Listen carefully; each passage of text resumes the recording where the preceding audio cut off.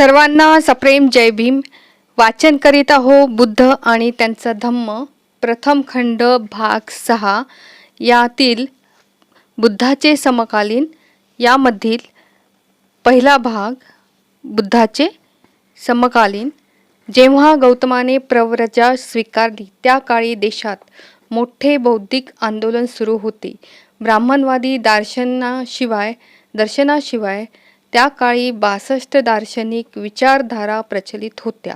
या सर्व विचारधारा ब्राह्मणवाद विरोधी होत्या. त्यापैकी किमान 6 तरी दखल घेण्या इतक्या महत्त्वपूर्ण होत्या. या महत्त्वपूर्ण दार्शनिक विचारधारांपैकी एका विचारधारेचा प्रमुख पूर्णकाश्यप्य हा होता. त्याचा सिद्धांत अक्रियावाद म्हणून प्रचलित होता. आत्म्यावर कोणत्याही कर्माचा प्रभाव पडत नाही असे त्याचे मत होते.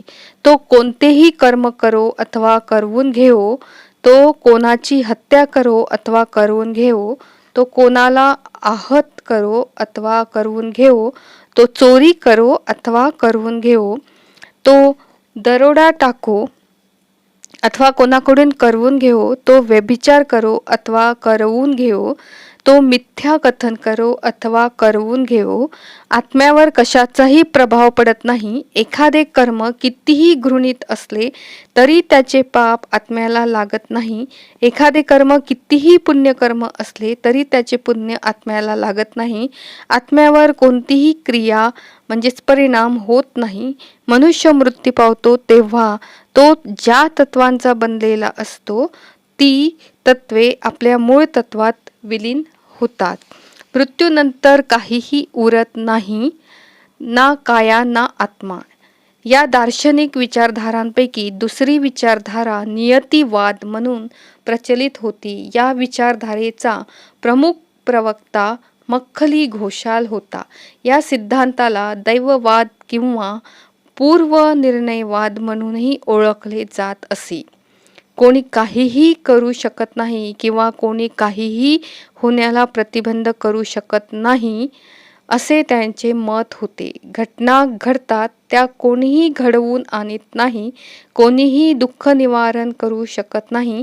कोणीही दुःखाचा ऱ्हास किंवा वृद्धी करू शकत नाही.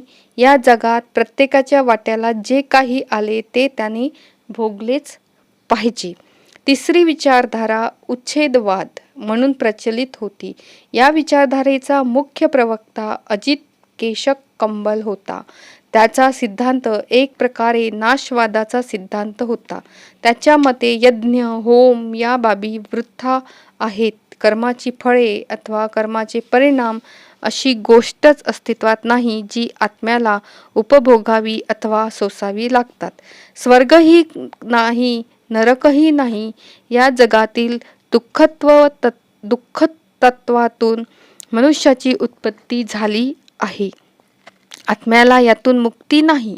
या जगात जे काही दुःख आहे, कष्ट आहे, त्यातून आत्म्याची सुटका नाही. हे दुःख, हे कष्ट आपोआपच नाश पावतील. महाकल्पाच्या 84 लाख योनीतून आत्म्याला गेलेच पाहिजे. तेव्हाच दुःख आणि कष्टातून आत्मा मुक्त होईल. त्यापूर्वी नाही. यातून अन्य मार्गही नाही.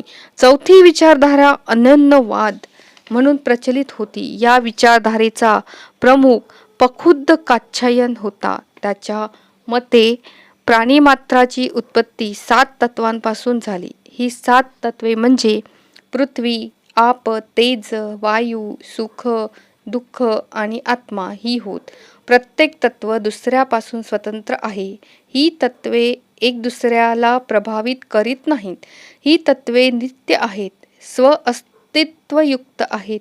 त्यांचा कशानेही नाश होत नाही. कोणी एखाद्याचे शिर धडावेगळे करतो म्हणजे त्याची हत्या होत नाही. शस्त्र 7 तत्वांना भेद करून गेले एवढेच घडते. संजय बेलापूत यांची स्वतंत्र दार्शनिक विचारधारा होती.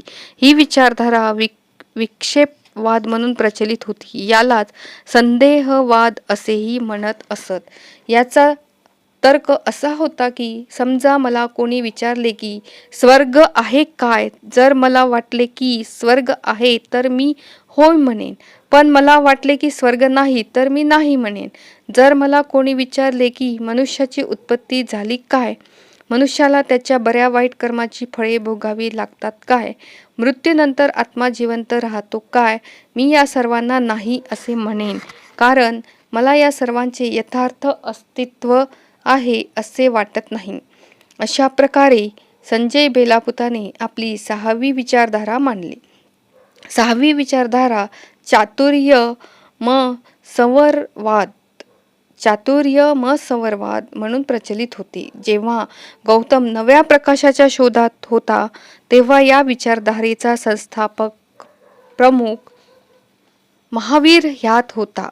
तो निगंठनाथपुत म्हणून ओळखला जात होता. महावीराचे मत असे होते की आत्म्याला गतजन्मीच्या पापकर्मामुळे आणि या जन्मीच्या पापकर्मामुळे पुनर्जन्म घ्यावा लागतो. म्हणून पापकर्मापासून मुक्तीसाठी मनुष्याने तपश्चर्या केली पाहिजे. या जीवन पापकर्मातून मुक्तीसाठी महावीराने चातुर्याम धर्माचे पालन करावे असे सुचविले. चातुर्याम धर्माचे पालन म्हणजे 4 नियमांचे पालन होय. हे नियम हिंसा न करणे, चोरी न करणे, मिथ्या वचन न करणे आणि अपरिग्रह आणि ब्रह्मचर्याचे पालन.